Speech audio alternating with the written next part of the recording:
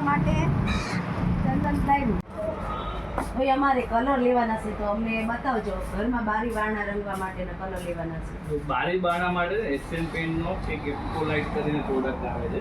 એપ્કોલાઇટ premium gloss enable. આ totally લોખંડમાં બી ચાલે છે, એમએસમાં બી ચાલે છે અને બારી બારણા માટે બી ચાલે છે.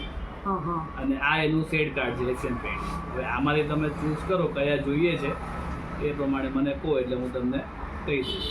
તો મને આમાંથી આ એક બનાવી દેજો કલર.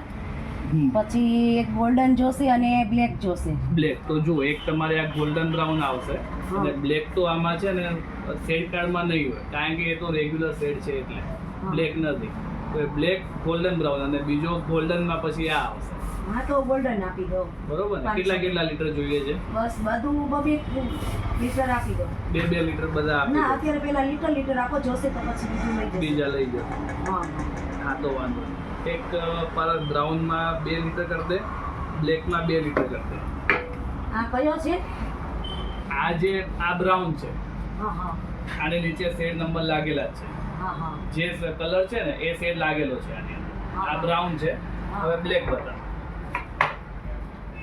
આ બ્લેકમાં લાગેલો ના હોય કારણ કે બ્લેક તો એ રનિંગ છે એટલે એમાં લાગેલો ના હોય નીચે નંબર. પછી ગોલ્ડન આપી દે.